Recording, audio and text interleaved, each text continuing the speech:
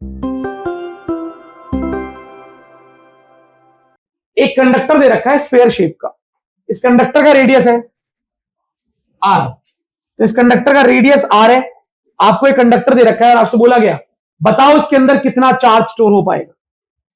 हमने कहा मान लेते हैं, क्या बोला हमने, मान लेते हैं कि हम मैक्सिमम इसके ऊपर कितना चार्ज स्टोर कर पाए, क्यू, कितना कर पाए। जब मैं एक कंडक्टर के आर रेडियस के कंडक्टर के ऊपर, जब मैं एक आर रेडियस, यहां पे एक कंडक्टर है इसका रेडियस आर है, आपने इसके ऊपर क्यू चार्ज स्टोर कर दिया, तो जब आप एक कंडक्टर के ऊपर क्यू चार्ज स्टोर कर देते हो, जब आप एक कंडक्टर के ऊपर क्यू चार्ज स्टोर कर देते हो, तो conductor R radius Q charge, तो कंडक्टर के ऊपर अपने आप एक पोटेंशियल आ जाएगा, क्या आ जाएगा, और हम ये पढ़ चुके हैं कि एक स्फेरिकल कंडक्टर जिसपे क्यू चार्ज है, जिसका रेडियस आर है, उसका पोटेंशियल होता है के क्यू बाय आर।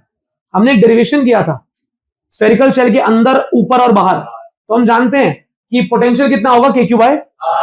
तो अभी जो मेरा ये शेल है, स्फेरिकल शेल जो कंडक्टर है, इस पर चार्ज मैंने मैक्सिमम कितना स्टोर कर पाया, मैं क्यू, इसका रेडियस कितना है आर, तो क्यू और आर मुझे पता है और कुछ नहीं पता, और कुछ नहीं पता, और क्यू भी कितना है मुझे अंदाजा नहीं है, बस मैंने लेट किया।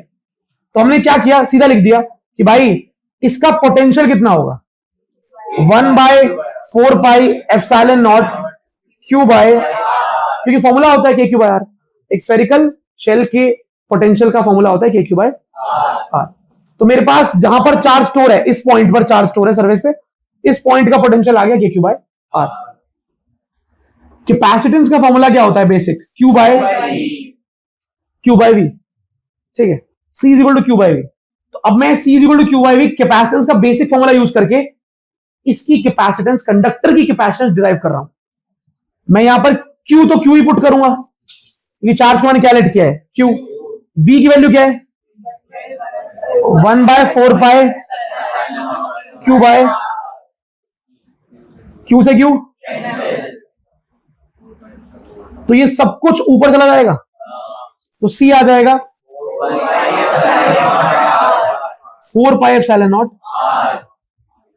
This is capacitance of a spherical conductor. ये कैपेसिटर नहीं है, क्या है, कंडक्टर का कैपेसिटेंस 4 पाई एप्सिलॉन नॉट। तो जब भी कभी अर्थ की या किसी स्फेयर की बात होगी, तो हर स्फेयर की कैपेसिटी होती है 4 पाई एप्सिलॉन नॉट, जहां पर आर है उसका रेडियस, एप्सिलॉन नॉट है मीडियम की परमिटिविटी।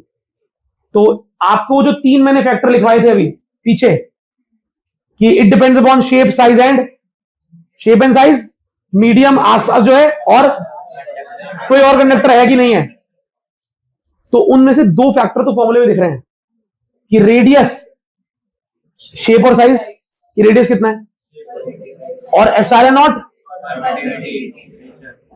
आसपास के मीडियम का नेचर, ठीक है।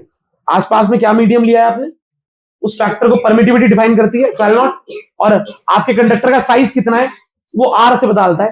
तो साइज पर और मीडियम पर आसपास के, तो कैपेसिटेंस डिपेंड करता ही है। थर्ड कंडक्टर, कोई दूसरा कंडक्टर और है आसपास, उस पर भी डिपेंड करता है, वो इस फॉर्मूले में दिख नहीं रहा।